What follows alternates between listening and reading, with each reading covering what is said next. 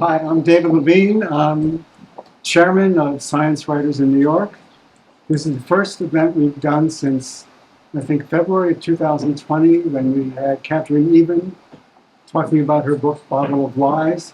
Dr. Solomon is a writer and lecturer on politics, culture, and psychology. He's the winner of the National Book Award and an activist in LGBTQ rights, mental health, and the arts. He's also a professor of clinical mental psychology and psychiatry at Columbia University Medical Center, lecturer in psychiatry at Yale University, and former president of Penn American Center. Chip said I'd keep the introductions brief. He said people get bored, they know, but I'll just mention two books that he wrote. One is Far from the Tree, Parents, Children, and the Search for Identity, which tells the story of families raising exceptional children who not only learn to deal with their challenges, but also find profound meaning in doing so. Far from the Tree received the National Book Critics Circle Award for nonfiction. Not bad, right? Okay. The other book, which I know very well, is The Noonday Demon, An Atlas of Depression, which won the 2001 National Book Award for nonfiction and was a finalist for the 2002 Pulitzer Prize. And it's included in the London Times 100 Best Books of the Decade. So, all right. A native New Yorker, Andrew attended the Horace Mann School, graduating cum laude in 1981. He received a Bachelor's of Arts degree in English from Yale University in 1985, and later earned a master's degree in English at Jesus College in Cambridge. So basically, a slacker. And in 2013, you were awarded a PhD degree in psychology at the same university at Cambridge. Okay, so that's a little about him. And he's a New Yorker. He was with his husband, John Habich Solomon, who's here. Hubbock, who is right here. Hubbock, okay, sorry.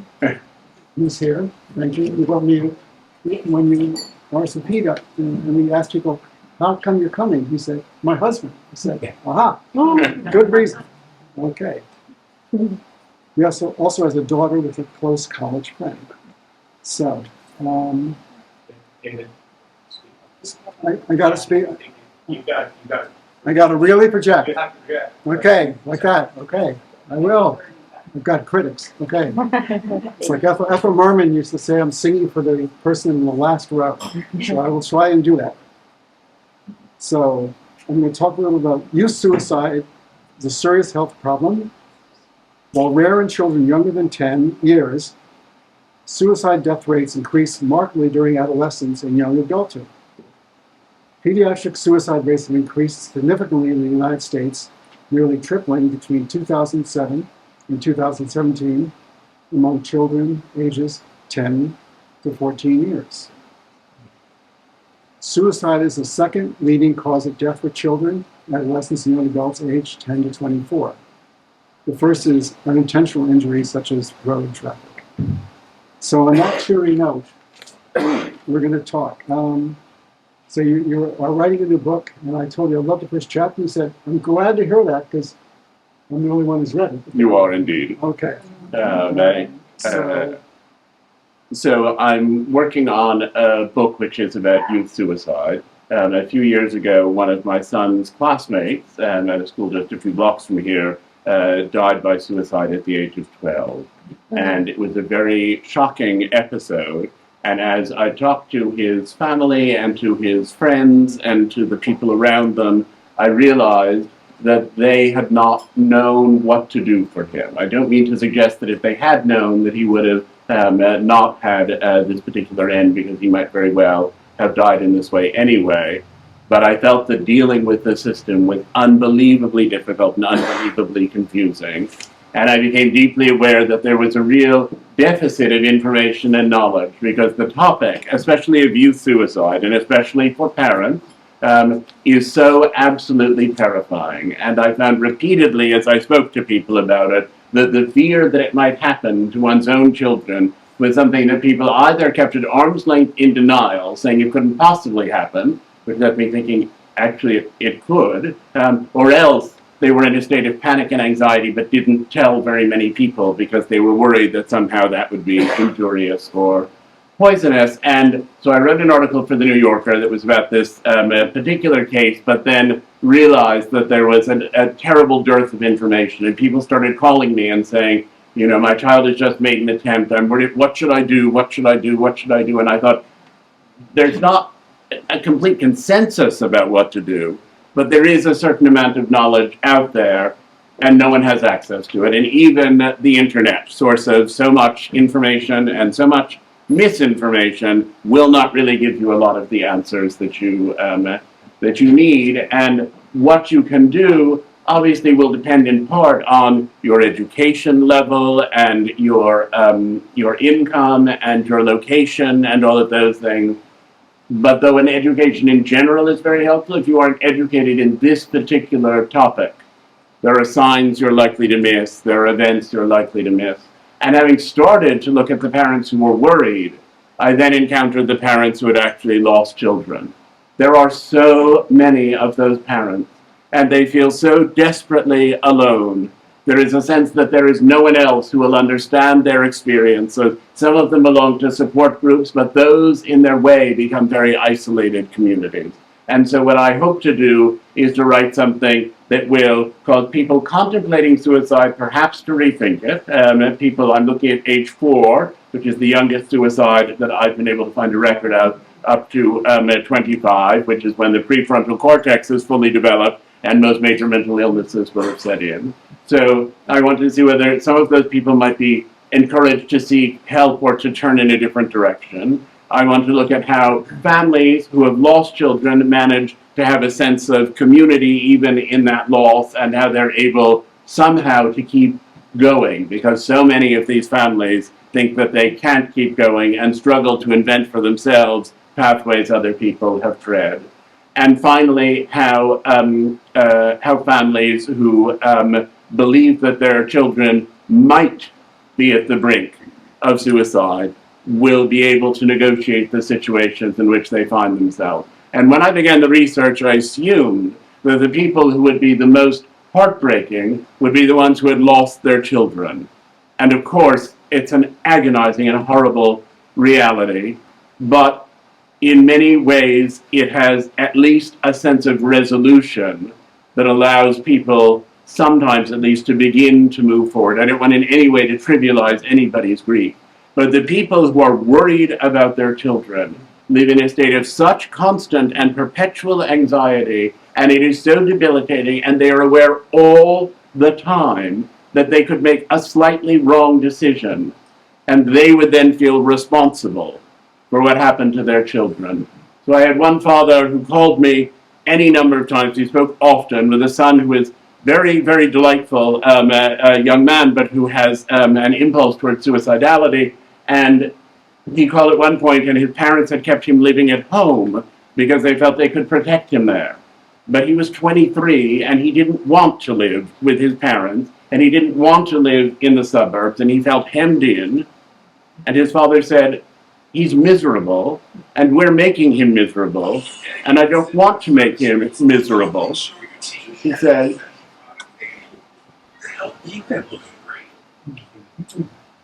He said, he's miserable, and I hope you're not too miserable about having done that. And he said he's miserable, and we don't want to sort of force him to live with us. But we're worried that if we allow him to live independently in the city, something terrible might happen. He said, what do you think? And I thought, I can't take on the burden of that decision, because both things are true. He is really miserable in the situation he's in, and I don't see how it can be sustained. And yet at the same time, there are risks associated with going in any other direction. And I thought of the burden that that father bore. And I recently, just 2 weeks ago, was interviewing people and met with a mother, and she said to me, we had been in a state of such anxiety for so long, she said, and I was falling apart. And finally, she said, my husband and I said we were going to Alaska, and I called everyone I knew. And I said, we're going for a week, and I would have 1 week when I'm not constantly trying to look at my phone.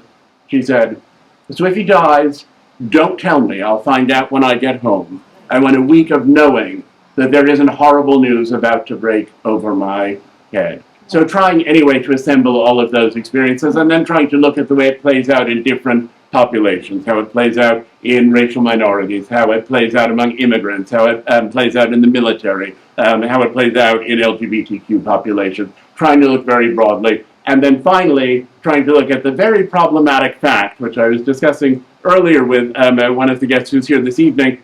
There is actually a great deal of useful research that has been done, as well as useful research that is being done. And almost none of it has been translated into any kind of protocol that's actually helping anyone. So while we have a great deal more insight, we also have a rising rate, a steadily rising rate of youth suicide. And people within the academy go on doing very important work, but there needs to be somebody who lets everyone know what that important work is, so that people can actually employ it to save their children or to save themselves. Thank you. Yep. Okay.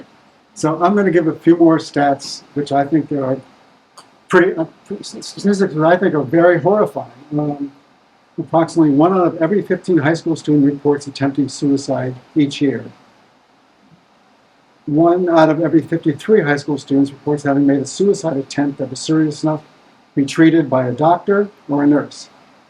For each suicide death, there are 100 to 200 suicide attempts. And as Andrew alluded to, the rates in lesbian, gay, bisexual, and transgender, American Indian, Alaska Native, and military service members, the incidence of suicidal behavior is even higher.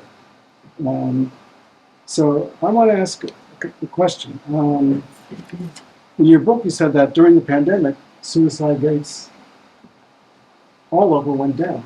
And you would think they went up, because divorces went up tremendously. So actually, divorces went up so high in Wuhan, China, that they closed the divorce bureau. So it's a solution that perhaps should have been considered in Borough Hall. I think that divorce is frequently engendered by being with the person you ostensibly love too much, which can get wearing, though it didn't for us. And I think that suicide is it's very difficult to complete a suicide when you're with the people who pay the most attention to you all the time. Youth in America were mostly living with their families. But beyond that, the rate of suicide tends overall to go down during a period of crisis. So, for example, there are fewer suicides during wartime or in the immediate wake of a natural disaster than there are in general. What is not clear in the piece of the statistic you read is that as the pandemic waned and people were able to contemplate the shift in their lives and the impossibility of shifting back or shifting forward or wherever it was we all had to shift as the pandemic appeared to end, the suicide rates went up quite dramatically. So it was a sort of temporary lull, and it came from people all being sequestered together. And while there were a lot of tensions that were involved in that, it was not a time in which people actually ended their lives. It was a time in which a lot of people saw how many other people were dying and felt that they were going to cling to the life they had, that they might have devalued previously and that they might well devalue afterward. Okay, so I want to read a question from one of our host.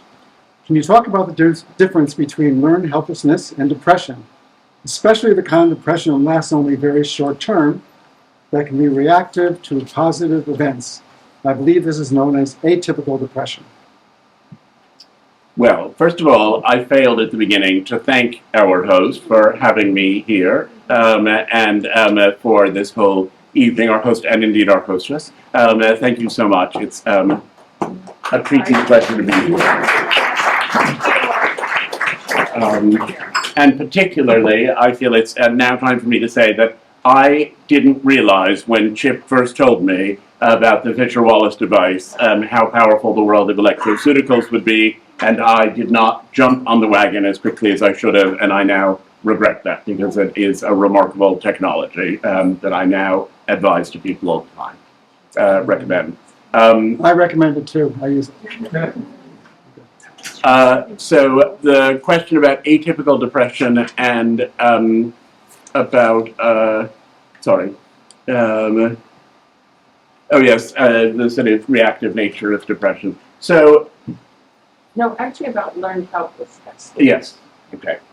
which many people may not know about. All right, so learned helplessness is the idea that over a period of time in which your efforts do not realize any benefit, the efforts themselves tend to wane. And the classic experiments are ones in which you take some sad rodent and put it in a sort of pool of water, and it keeps trying to climb out, but if the pool has slippery edges, it can't do so.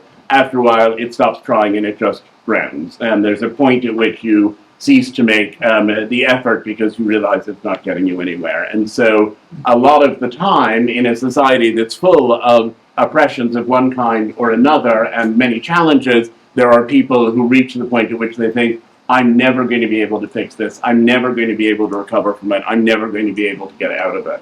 I've been struck in the research I've done by the fact that the highest concentration of suicidality is among the highly disadvantaged, who are effectively in a state of helplessness and often of learned helplessness, and who perceive that they can never better their circumstances. And the children of the well-educated and wealthy and privileged, who believe that they can never live up to the standards their parents have set, or who believe that they can't find a way to build lives that are going to have any kind of profound meaning in the way that they should, given the privileges they enjoy. So there tends to be a concentration at either end. But the other thing that I think this question implies, and it's important to note, is that there is a distinction between the people who feel suicidal for decades and keep receiving treatment and make an attempt and come back from it and think, oh, and then they want to kill themselves still, and where it's the depression but also the suicidality, and they are frequently independent sort of trajectories, remain very persistent. And there are other people who seem to have perfectly happy lives and be going along just fine, and suddenly, often for a reactive reason, you break up with your girlfriend, or your favorite cat dies, or whatever it is that may be the trigger, something happens that pushes you into a state in which you're suddenly overcome with despair. Many people who are in that situation end up making an attempt, and if they survive it, are almost manically celebratory about the fact that they're alive and say, now I realize that life has so much meaning, I'm never going to do that again, here lies joy ahead of me. Some of the people in the first situation, when they survive an attempt, just start preparing for the next one. Both of these points of view can be ameliorated, and there are ways to help people who have had a sudden suicidal impulse. There are ways to help people who have a long-term suicidal impulse. They are not always the same ways, and one of the errors that clinicians often make is in failing to distinguish, and of course there's a spectrum. It's not as though it's all perfectly clearly in one of two categories, but they frequently fail to distinguish between one kind of suicidality and the other. Because to help someone rebuild a life, and the person who has had a momentary suicidal impulse will be afraid, what if that comes over me again? That's a very different question from the question of, life has no meaning, why should I go on with it at all? Why would I stay alive? I don't want to do this, and I don't want to be here. Those are different problems. Okay, so I want to just comment with two quotes in your book that I liked. One, it takes a village to raise a child, and a village to kill a child, and that every suicide affects 135 people. So can you elaborate on that? I can. It takes a village to raise a child. Actually, somebody else worked at that part. But it takes a village to kill a child. What I really mean is that we as a society have an obligation to provide some measure of support for vulnerable people, even if for one reason or another their immediate families are not able or not willing to do so. It's important to recognize that there are many people who are saved by a mix of other more distant relatives, by friends of the family or friends in their orbit or friends in their circle, by a public health system that provides adequate care, if anybody can find one of those, by all kinds of other situations, by a school in which there's sufficient structure so that a child has a school, by the library the child goes to do homework where the child feels safe, there are all kinds of things that contribute. And so there is a tendency for people in general, when somebody loses a child to suicide, to say they must have been doing something wrong in their house and that's why it happened. Which people say primarily, I think, because it is a way of staving off the possibility that it could happen to any of us. But the other piece of it is that children who are suicidal often require, they often just require this very broad range of support. As for the 135 number, I think the paragraph in which that occurred said that there is a widely published statistic of 135, and that I thought it was ridiculous, because I don't think you can say how many people are affected. In the first place, it depends who it is who has died. There are some people who have a vast penumbra of friends around them who come and sit in rows in their living rooms. There are some people who have much smaller circles around them. But also, you can't draw a sharp line and say, well, this affected these people, but not those people, because every suicide ends up having some effect on a vast range of people. So I have been affected by the suicide, even before I started on this project, of people I didn't really know and that I heard about. And there's a statistic that I think is particularly illuminating, which is that if someone in a school dies by suicide, the likelihood that someone else in the school will die by suicide is tripled or quadrupled, and the other person who dies is frequently someone who did not know the person who died first, and who was not even in the same year, and they had never crossed paths. Simply knowing that someone else in your school made this decision will have an effect on you. So how can you possibly tabulate how many people there are who've been affected in those ways? Yes, there are a lot of people. I think the point and the reason people circulate that statistic is to say it isn't just a few people, it's a lot of people. But I think trying to put a number on it is one of these artificial exercises that really comes out, and this is a longer conversation that I won't get into, but comes out of our tendency to believe that anything associated with a number is true, and anything associated with anecdote is approximate. Often the anecdote is in fact more accurate than the number. So at this point, I'm going to turn over to questions from the audience. I'm going to call on you, but please stand up. In the back. Oh, Nate? All the way Hello back. there. My question is, Can you tell us who you are? yeah, my name is Gene Simon, longtime professional chip, and in New York. And suicidality, that word is kind of a new word for me. And years ago, we used to say, so-and-so committed suicide. Now the language is, so-and-so died by suicide. Is that the language? And Yeah. I'm interested in how that language, what does it mean? How is it different than committed suicide or died by suicide? Can you talk about that a little bit? I'll start by saying that I tend to find the evolution of language in many different areas of identity politics often very tiresome and silly. But the principle here, in the first place, I feel like I will defer to the community of people who have dealt with this problem directly. So if that's what they prefer, that vocabulary we use it. But the idea is that commit suicide was a phrase that came about when suicide was considered, among other things, to be primarily a crime. It was something people decided to do. It did not reflect an illness. It reflected a disregard for your children, your parents, or whoever else was around you. And you commit murder, you commit suicide. They're more or less the same thing, but slightly different targets. Die by suicide suggests that somebody who did not necessarily have an active role and who didn't necessarily make a clear decision, because if you talk to people who've been suicidal, there often is not a clear decision-making process involved. There are just overwhelming and consuming impulses. That someone who died by suicide or who was affected by suicide, which is also used, that those are phrases that acknowledge the complexity of the condition and that take it away from its status as a crime and as a sin. Also, you commit a sin as well as a crime. So, and those associations have not been helpful for families dealing with suicide. Me? Oh, Sarah. Please stand up. Hi, I'm Andrea Donahue, good friend of Susie and Chip's. My kids are 20 and 21. they're right in the thick of this. I'm going to ask my question in a second. So my daughter at Columbia University last year, they send emails, my daughter's a foreigner, to all the students saying there was a suicide. So I think there were 5 last year. And I question, so they're notifying them, but they're not doing any kind of support when people get this information? Oh, I'm a Barnard grad, so I'm not criticizing Never, ever said suicide. Well, the kids know what's going on when Oh, they... I know, but just. No, I mean, that's even a good additive to what I'm saying. But anyway, so my question is not, I was just introducing that, but I'm wondering what you think about the use of ketamine.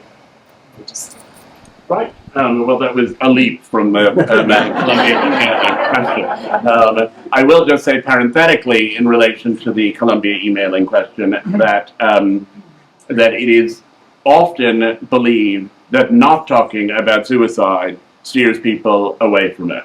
But all of the evidence, really all of the evidence, shows that not talking about it adds to its mystery and makes people less willing to discuss their own suicidal feeling.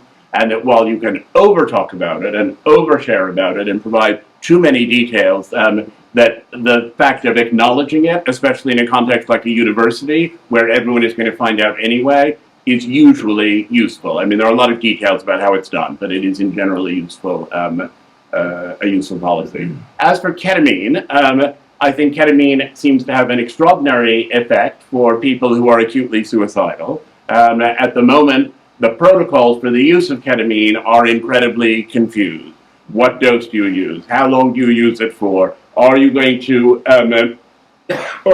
sort of supplement it with therapy? Should the therapy be specific to the fact that you're using a psychedelic? It's all muddy at the moment, and it needs to be clarified. But I think there's no question, not for everyone, but that for many people, that it brings about a rapid remission of a condition that otherwise, with what has been standard treatment, takes a very long time to respond. It bridges the period until antidepressants might kick in. But it also, for many people who are very suicidal, you give it to them and suddenly they don't want to kill themselves anymore. And I, having been very interested in the use of ketamine, working with a colleague at Columbia, tried it. Really, I happen not to be depressed or suicidal at the moment, but I wanted to see what it was like. And I was surprised by how powerful its effects were. I've done it 3 times. First time it didn't have much of an effect, and the doctor in question, who's also a friend, persuaded me to try it again.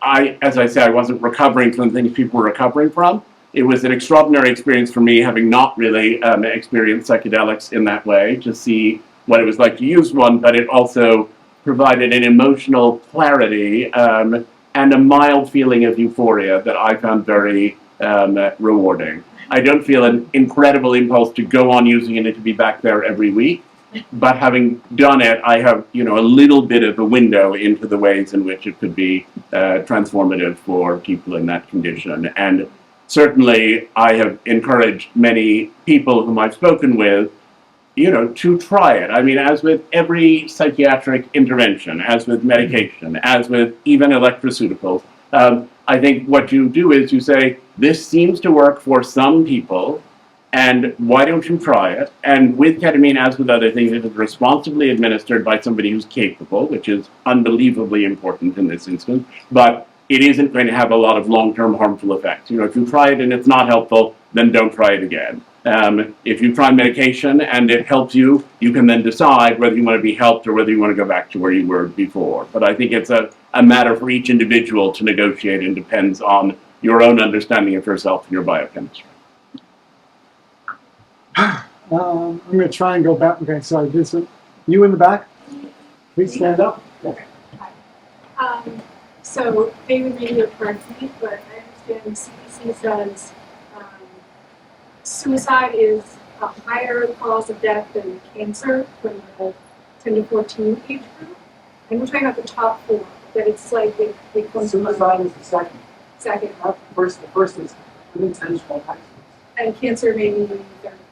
But so what I'm wondering is, we all know societally and culturally we get behind raising money for breast cancer, leukemia, St. Jude's. How do we make this crisis, this mental health crisis, How do we get that sort of attention and spotlight in a good way? Well, I thought one way might be to write a book about it. And everybody buys it. Yes. I think it's really, in part, a matter of coming up with journalistic standards for writing about it. And it's a matter of developing a community that's willing to be activist. There is a sense that many of the people who have survived the loss of a child are too traumatized to be able to get involved in organizing a sort of whole federal campaign to try to change everything. And that the people who have not been directly affected think it's a sort of scary, disgusting area and don't want to get involved. But having said that, there are many people who have emerged as activists who are survivors of some form of loss, some of whom have been very effective. And I think particularly some people who are family friends and whom I've known since I was a kid, Phil and Donna Sato, who founded the JED Foundation after their son died by suicide in his freshman year at Arizona State. And it's an organization that has now set up suicide standards for college campuses. It rates college campuses, it provides trainings, it does all kinds of things. But the thing that I was going to comment on, though it's well worth looking at their website if you're interested in this area, is that I, many, many years ago, was talking to Donna Sato, and I said, there are so many people who, when their child dies, go and sue somebody because they want to displace all that responsibility. I said, and you've done this other thing instead, I said, which seems in many ways very heroic to me. I said, what was the impulse that led you to do it? And she said, Jed died because he thought his life had no meaning, and I wanted to ensure that at least his death had some kind of meaning.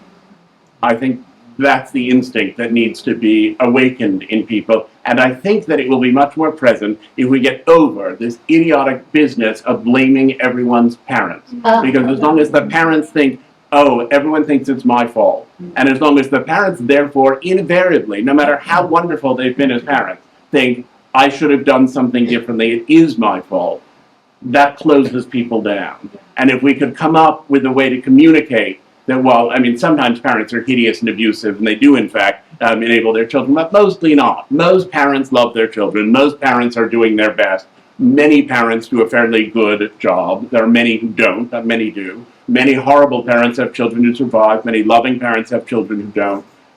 What do you do with that? How can you lift that burden of guilt from parents so that they can actually focus on trying to change things? There's one thing I want to say is that it's not easy to find child psychiatrists. When my son needed one, it was very, very difficult. I looked at the list of all the people. There were like 10 people. 7 didn't even see children. There was only one who saw children in his book for the next year. So it's not as easy to find this.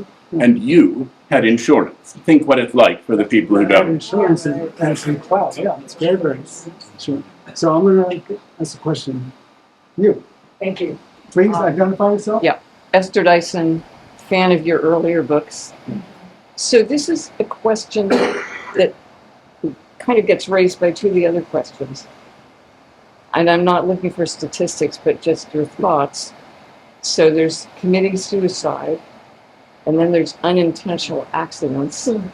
But what about negligent suicide? I mean, people, it's sort of random, and they're just progressively more careless, like Andy McLean or something, the business guy who was in an accident, but he'd been sued. I mean, just unpack that.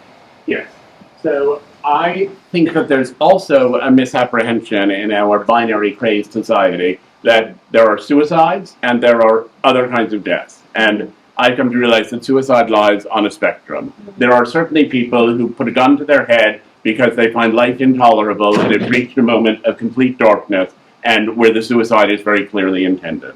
There are instances of people who simply, they aren't very good at driving and they bang into something. But there are a lot of people who have 3 drinks and think, I'm just going to drive anyway, I don't really care what happens. Or who start using drugs and they think, well, I did some rehab, but I kind of like to, however it unfolds will be fine. And who sort of let themselves go in just the way that you were describing. And there is a real range in that goes from, it's probably better to go on a roller coaster than it is to go skydiving when you're drunk, but in neither instance is it really such a terrific idea. And so I think this notion, and there are many people also who do a kind of social preparation in which they behave in ways that are so alienating to the people who ostensibly love and care for them that they end up achieving the isolation that they believed always was their true state. And then they feel as though nobody cares anyway, and I have permission, and I'm going to kill myself. But they've sort of worked their way to that point. There are all kinds of paths through which people get there. And so the clear distinctions are not really as clear as they should be. And also, the reasons people survive suicide attempts and the ways that that unfolds are endlessly complex and also reflect, lots of people, and I've been looking, as I said, at mostly at young people, but they make an attempt and then they call someone and say, I just did such and such and I think I'm about to die and what do you think? And, and immediately get saved. And other people actually, I'll tell you two sort of stories that go side by side.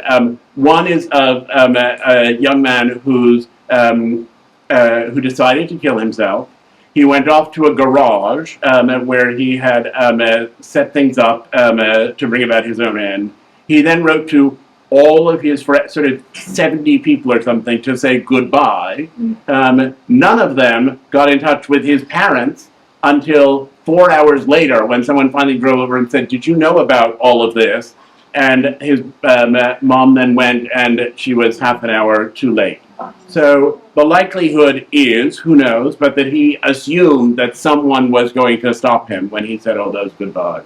Now, on the other side of the spectrum, there's a young woman who I interviewed who had made a decision that she was going to end her life. She had accumulated over a long period of time an array of pills that would be sufficient to accomplish that. She had decided that she would have a normal dinner with her family. She certainly wasn't going to say anything. She would go up to her room, she would take these pills, she would die in the night, and she would be found the next morning. So she took the pills and she lay down in her bed, and a voice came up the stairs and it said, you said you'd finish the dishes and you didn't wash the red pot. And she thought, if I don't go downstairs, they're going to come upstairs and they're going to find out what happened. So she went downstairs, and of course with all of these pills, and her mother said to her, what is going on there? And she said she finally admitted to what she'd done and was taken to the hospital and is now alive and very happy to be alive. But the circumstances that cause one suicide to be completed and another not to be are often as random as a red pot or a series of text messages from a garage. Nancy Warmler. Medical science has shown that if you do an EEG on the brain of a sixth grader who's never had a drink, this brain will look like his father's brain, or her father's brain, who is an alcoholic. You can actually see that his brain is already different, never having had a drink. So you talked about a little bit about schizophrenia. If you were, and I don't know how many autopsies were done on children who do commit suicide, is their brain structure different? And would it be a brain that develops in the teenage years into adolescent schizophrenia? In other words, are these kids sort of pre-marked, some of them? All right, well, let me begin by saying that I have not done very many autopsies and that I'm not a neuroscientist, but I can answer the more general question by saying that there has been an enormous hunt for biomarkers of suicidality. There have been attempts to identify genetic pathways. There have been attempts to identify structural brain situations. There have been many, many of these things. And there have been some mild associations.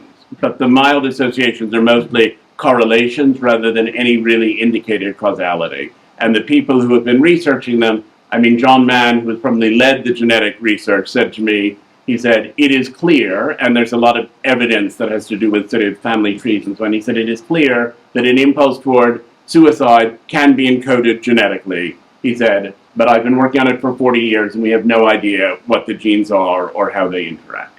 So I think there probably are structural things that ultimately we might be able to identify. I don't know what they are and I don't know at what stage they're present. and I don't know how consistent they are or whether the same thing shows up in many people or different things in many people. I think of somebody I know who is treating children with a variety of particular challenges who said to me, our view of the brain right now is like those amazing photographs of the Earth that were taken from outer space, on which you could see the continents, and you could see the oceans, and you could even see the weather systems. He said, they're amazing. He said, when we can read the license plates on the cars, we'll understand these questions. Michael? Frank Hoke. Beyond pharmacology, what kind of interventions, broadly speaking, work? What kinds of strategies can you provide people who are at risk? There are quite a lot of strategies you can provide to people who are at risk. I mean, the one that's sort of fashionable at the moment, and does in fact have a good track record, is dialectical behavioral therapy, in which people manage to mix processes of self-calming, some of which actually originated in Eastern religions, with a process of insight that allows them to stop destructive thoughts as they begin to escalate. I mean, it's a very complicated process, and there are months and months and exercises and all kinds of other things. It seems to be the thing that has the most steady record. But there are also many things that can be used to prevent the onset of suicidality, some of them starting very early. So I sometimes talk about something called the good behavior game. I wish it were called something else, but that's what it's called. It was developed in the 1980s. It's used mostly in disadvantaged populations in schools. First graders come in, the first day of class they walk in, and there are 3 rules on the blackboard. At the end of the week, everyone who has managed not to break the rules gets a trinket or something to celebrate. Children, of course, love getting trinkets. The children are 5 and 6 years old. They tend to go for this. The first week, the rules are easy to follow. Over the course of the year, the rules become more and more complex and more difficult to follow, and they're really the rules of social interaction. Can you listen to what the other person said before you answer? Can you incorporate their point of view into what you say? Can you take turns? All of these things that can have a beneficial effect.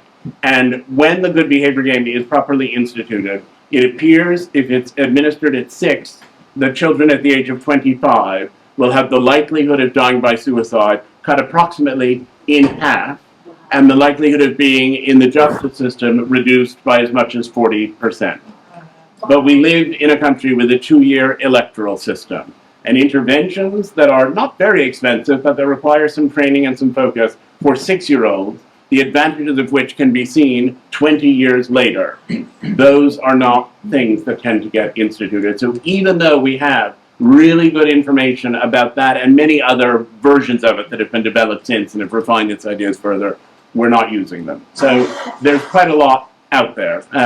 It has to be done well. There are the psychopharmacological things, there are the electroceuticals, there are these various kinds of therapy, and there also are various kinds of counseling for a family in which the family learns how to talk about the experiences that the younger person is having within the family and to address some of the things that either are triggers towards suicidality or that are simply impediments to the child being able to talk openly about the experiences that he's having or she's having or they're having, which can in many instances be quite redemptive. So I'm going to take 3 more questions. Will you take Dina's as one of them? I will take Dina. Dina Gassner. Andrew and I have talked a great deal about the implications of suicidal issues related to autistic people. According to Sarah Cassidy out of the UK, 66% of autistic adults thought about taking their lives, and 35% have attempted at least once. Cutting behavior, which is a slippery slope, is very high in this population. Poverty as a secondary trauma is so important, and I know you brought up insurance as an access point. I know it's a hot topic, but could you speak to the implications of the lack of access to healthcare as one of the biggest factors for all of these populations that are marginalized or multiply marginalized or intersectional as they're trying to cope with these mental health crises? Thank you.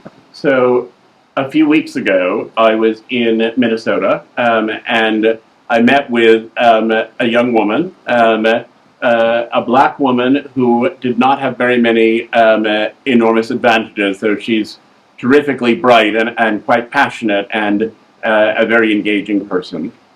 Her brother had started manifesting psychosis. He had gone through a period of denying that he had psychosis. He eventually decided that he would speak directly to somebody about it after his second major suicide attempt, in which he drove a car through a plate glass window because he had instructions to do so from God. So he finally went to a hospital and he said, this is what's happened. I've had these various attempts. This is my situation. And the people at the hospital said, come in through our emergency room. We don't have any psychiatric beds right now. We'll hold you here until one becomes available. So he was held in the emergency room for 10 days. And then he was told that his insurance was out and he was sent home, and he killed himself 2 weeks later. I tend to think that we all recognize that life includes many things that are essentially luxuries. It will never be the case that everyone in the United States lives in an apartment that looks like this with beautiful paintings on the walls.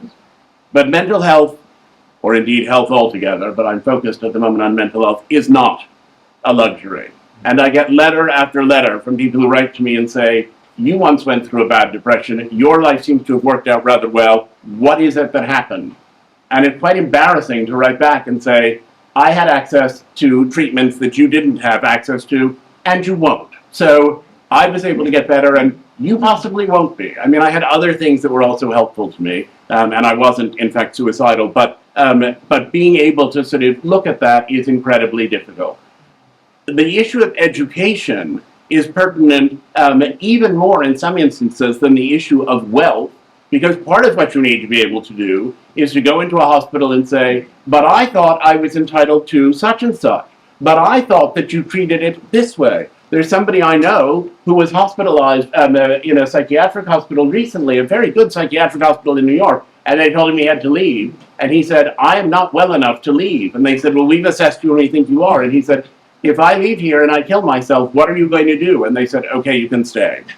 But he knew how to work that system, and he did it very effectively. And in fact, he did stay longer, and he actually got better and is doing reasonably well at this point. And the self-confidence and the knowledge that you need to do that, and the sort of adeptitude, are elusive for people who are growing up in poverty and deprivation, and are also very difficult for people who are disabled in any of a broad range of ways, and for people with autism who won't understand that when they say to you, well, do you feel suicidal right now? You know, I would say to someone, when they ask you that, just say yes, because they have to ask you that, and the insurance will cover it, and if you say, no, I don't anymore, they're going to send you home. But for anyone whose mode of interpreting things is more literal and who doesn't understand those particular kinds of manipulations, they'll get sent home, and they won't get the treatment that they actually require and need. And so there's a kind of constant manipulating and shifting and changing that is possible for people who are empowered, which is kind of a tiresome word, but that's what it is, and that isn't possible for other people. Of course, in addition to that, if you have sufficient money, then you'll have better insurance, and if you have better insurance, you'll have more coverage. And if you have enough money so that you can just pay privately, and the amount of coverage you have doesn't matter, then you can get a whole other level of insurance. John Fetterman bravely talked about the fact that he had had a terrible depression and that he had had treatment and that now he had emerged. The treatment he had was a month at Walter Reed Hospital. The number of people in America who could ever get a month of inpatient treatment for depression, it's 2% maybe of the population. So it was great that he talked about it. It was great that he acknowledged it. But the social problem in America of our saying of all of these people, not only do you not deserve to drive a Mercedes, you also don't deserve to have the care that might allow your children to stay alive, is a cruelty almost beyond description. And in that state of being, in your most despondent place, you have to develop that cognitive flexibility to work the system. Right. Not in a negative way, but in a way of simply accessing it. Yes, absolutely. One go in the back and then why don't you go ahead? Yeah, Please tell us who you are. yes, I'm Ralph Wharton. I'm on the faculty at Columbia in the same department that you are. And I want to applaud your efforts to talk about a very difficult subject. There was a time when you couldn't talk about cancer. And your openness about it is the most important thing. And besides the book, the hope would be that you can influence some people with political power and money. Because the amount of research on this question is close to zero. And in fact, the New York State Psychiatric Institute, which is home of a lot of good research, the state, in its wisdom, stopped the adolescent service that we had for many years because they said it was too expensive. I happened to work on that thing, and it was, in my view, almost criminal. It was harder to get into that service than to get into Harvard, where they only had a few beds treating adolescents and trying to do research on the problem. And the problem is not only access to money to do the research, but the number of people who are willing and want to do the research. So the research is the answer to the question. The other larger issue, I would say, and you said at the beginning, was man's search for meaning, which is a classic fight of Johns Hopkins about the people who survived the Holocaust. And meaning in your life, and you mentioned this at the outset, is the most important. We don't understand how adolescents and young children develop a sense of their meaning in the world of the thing. You have to have meaning in your life to survive. That's basic issues. But there are 1,000 ways to treat these problems, and everybody is not an audiophile who's going to listen to a doctor talk. And some people want medicine, some people want to do it in verbal stuff. So the complexities of treatment in the human brain. There's 10 billion nerve cells, and everybody is wired differently. So it's a real no one yourself. And I applaud your effort to talk about it. Thank you very much.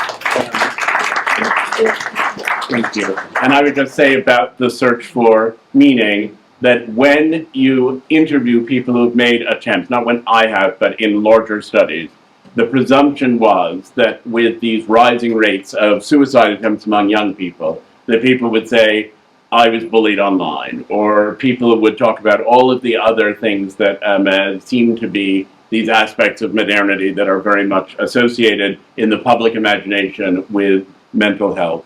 All of those things get mentioned, but the things that are most frequently mentioned are social immobility and global warming.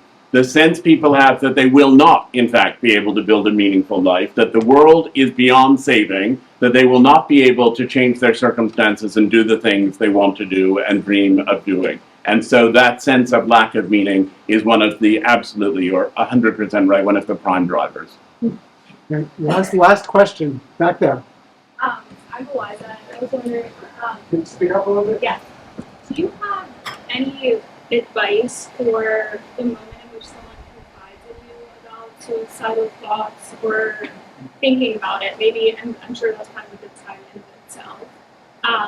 And kind of how you can support someone in that very vulnerable moment, acknowledging your positionality as like a friend or a girlfriend versus a parent and someone who has no real authority over that choice.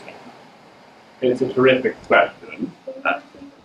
Yes, so the question is, if somebody confides in you about having suicidal thoughts or intentions, what are the ways that you can respond that will be truthful or useful? I mean, the first thing is to try to take away the driving force of shame. The reason people don't talk about their own suicidality is that they think that they will be diminished by that confession. And if you can make the person feel like lots of people feel that, happens all the time, here are some ways that some people have, how do you feel, and give them a sense of confidence in being able to confess something without being, that is the first, and I think in many ways the crucial step. The next thing, of course, is if you are not yourself fully qualified to work on this topic, as almost everyone is not, to say to them, there are a lot of people who can help. here are some ways of looking at it, here are some stories that might be helpful, here is some information. I mean, just sort of try to help them get the information, because people who are right at the brink of killing themselves, or even people who are giving it very serious thought, are mostly not at their most lucid and organized. And so the sort of take on some of the effort of saying, you really need to, but here's someone you could see. One piece of advice I would give that I never expected to find myself giving is, don't go to the emergency room. Everyone wants to take their suicidal child to the emergency room. You get to the emergency room, you are, assuming you get up to psychiatry, unlike the person I was talking about, you are put in a space with people who are likely to have, in at least some instances, extreme psychosis. Being with them tends to be a completely traumatic experience. You're started on medications, but you're not there long enough for anyone to figure out whether they are the right medications or are effective. And you tend to come out more traumatized than you were before. And the period at which the risk of suicide is highest is not any of the other circumstances we've been discussing. It's the month after you come out of the emergency room, after you have been taken there for treatment. So don't do that. But do these other things, and then in a way that doesn't feel like a betrayal to the person, figure out who are the people around this person who could deal with this information. Work out, insofar as you can, with the person, which of those people you would choose to draw into it, and try to create a circle of people who are safe. It can be a circle of 3 people, it can be a circle of 10 people, it can be just you if it turns out that there's only you.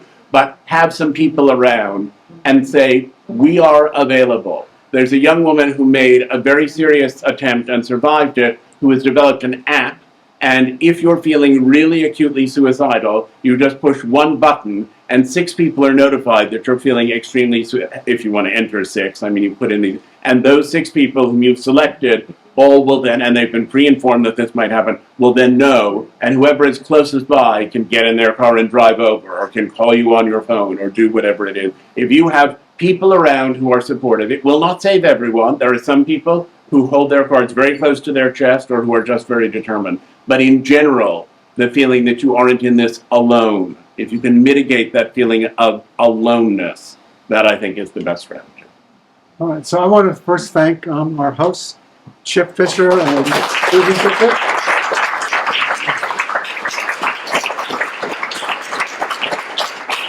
I want to thank everyone for coming. Really appreciate it. We had a great turnout for our first event in public for 3 years. I want to thank Dr. Solomon. And my final question is, when is your book coming out? Well, I thought first I'd better write it. But I hope you'll have finished writing it by the spring, in which case it would probably come out sometime in early 2025. So, and I want to thank you for this, as well as Chip and Susie, my